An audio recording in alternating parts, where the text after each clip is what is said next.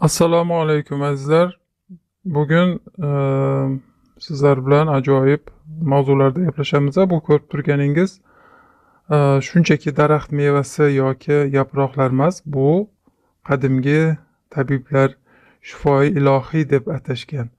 Bugun sizlarga qadim tibbiyot hekimlari badandagi yillar davomida yig'ilgan balg'omni, ya'ni asosan o'pkada birikkan fuzuliy namlikni yumshatib vujuddan otilmasida yordamchi shifobaxsh sifatida nimalardan foydalanganini ko'rib chiqamiz.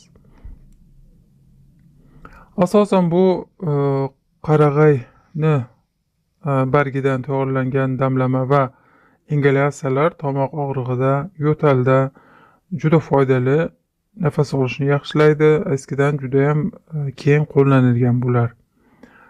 Asosan yo'tal va o'pka problemlarida shamollashni oldini oladi.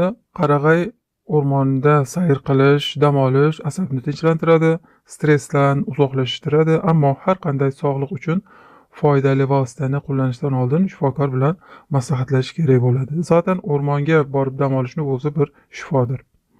Shunday sirlar borki, qadimgi Misrda tishda plomba sifatida nimadan foydalanishgan bilasizlarmi? Videoni oxirigacha ko'rsangiz bu ajoyibotlardan voqif bo'lasiz. Vujudingizga foydali bo'lgan ajoyib qadim sirlardan o'rganib olasiz. Avval sizni hayratga qoldiradigan bir ma'lumotdan boshlaylik. 1000 yillar oldin, hali dorixonalar yo'q paytda, qadimgi Misrda tish og'rigan vaqtda qanday davolashganini bilasizmi?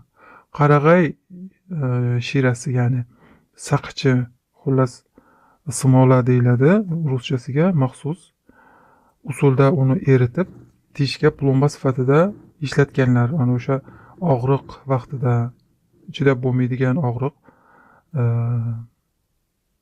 tish og'rig'i. Tabiiyki ajdodlarimiz hozirgi zamonaviy imkoniyatlar bo'lmagan chorasiz vaqtda tish og'rig'iga qarshi bu smolani vaqtincha muhr sifatida ishlatganlar, albatta, plomba sifatida. Bu iloji yo'q vaqtdagi choralar. Biz shunchaki o'sha davrdagi hikmatga hayratlanamiz xolos. Nega? Chunki bu modda dunyodagi eng kuchli tabiiy antiseptikdir. U nafaqat tishdagi bo'shliqni to'ldiradi, balki ichkaridagi shamollashga, ya'ni yallig'lanishga ham juda foydalidir. Mikroblarning yo'q bo'lishida juda keng qo'llanishgan eskidan.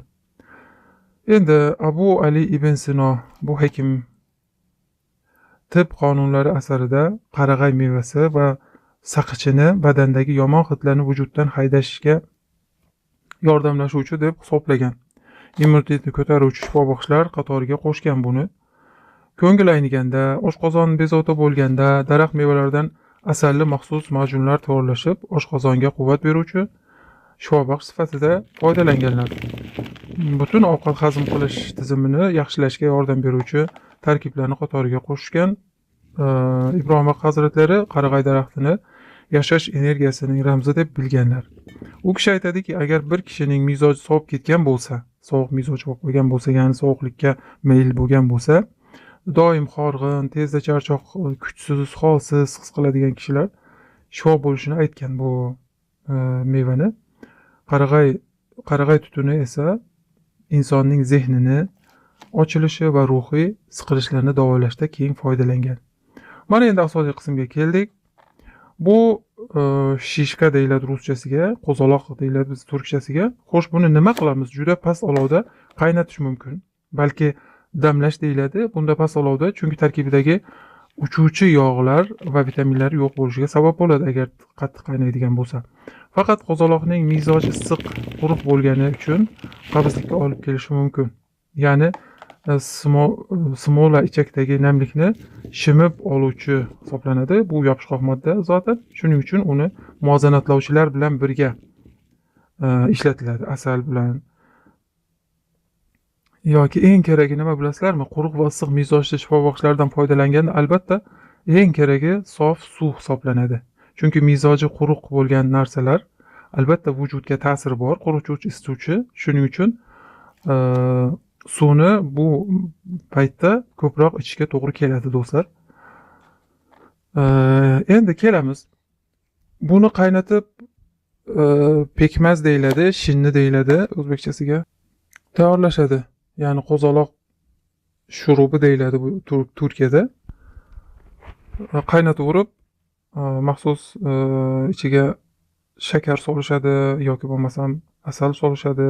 Asosan shakar bilan qilinadi.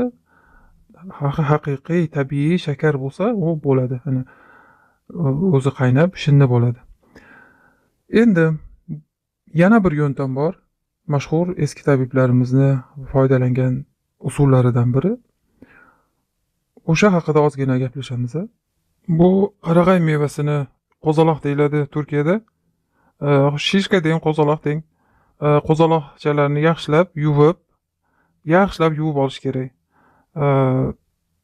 Albatta yaxshilab yuvib, sirkali suvda biroz 5-10 daqiqa kuttirib, 5-10 daqiqadan ko'p turmaslik kerak, chunki ichiga suv kirib, keyin tayyorlayotgan asallar aralashmalar yaxshi bo'lmay qolishi mumkin. O'shaning uchun 5-10 daqiqa, 15 daqiqa kutib, keyin buni yaxshilab quritamiz. Bitta sochiq qo'yib, o'shanga toza sochiq bo'lishi kerak, dazmollangan, toza. O'shaning ustiga yoyib, quritib olasiz ozgina. Yaxshi qurigandan keyin bularni toza avvaldan distirlab olgan toza shishaning ichiga solamiz. Bu qo'zaloqlarni o'zinglar ishongan o'rmondan, ishongan bog'changlardan terib olishinglar mumkin. Albatta mashina qatnovlari ko'p bo'lmagan joylarda, qatnov iloji bo'lsa, mashina bo'lmagan, mashina yo'llar bo'lmagan joylardan tergan yaxshiroq. Ancha yo'ldan ancha ichkarilarda. Chunki foydali xususiyatlari zararlarni o'ziga tortib olmagan bo'ladi. Bularni yaxshilab avvaldan tozalangan, distirlangan idishlarning ichiga solib, asal solamiz ustidan. Asalinglar ham toza asal bo'lishi kerak. Toza asalni ustiga solib, albatta qorong'i joyga solib qo'yamiz. Buni ichiga ozgina yaproqlari qo'shilsa ham bo'ladi. Aromasi go'zal bo'ladi. Zaten buni o'zini aromasi bor, juda ham xush bir aromasi bor. Har yili tayyorlaymiz bundan. Ba'zan oz tayyorlanib qoladi. Avvalgi sanada biz juda ham oz tayyorladik. Vaqtimiz bo'lmay kech bordik bularni to'plashga. Mana ko'rdinglarmi? Mana shunaqa to'ldirib asal quyib qo'yish kerak.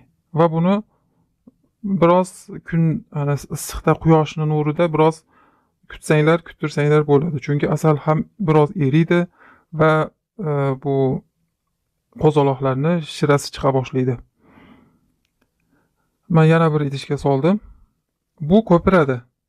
Ko'pirib, to'kilib ketishi mumkin. O'shaning uchun buni og'ziga qadar to'ldirib olmaysizlarda.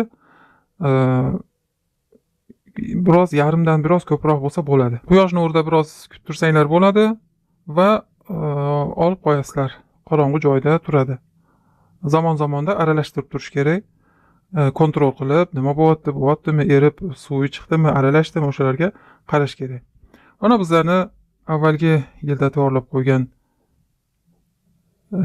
qo'zalog'imiz.